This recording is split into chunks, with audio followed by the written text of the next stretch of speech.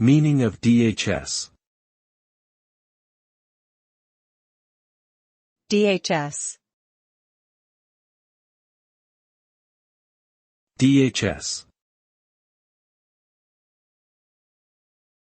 DHS. DHS. DHS stands for the Department of Homeland Security, which is a federal agency responsible for ensuring public safety and security against various threats including terrorism, cyber attacks, and natural disasters. The department was established in response to the 9/11 terrorist attacks and has since been tasked with protecting critical infrastructure, securing borders, and enhancing emergency preparedness and response capabilities.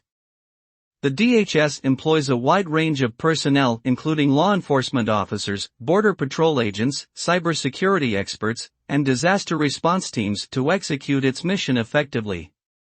Overall, the DHS plays a crucial role in safeguarding the United States and its citizens.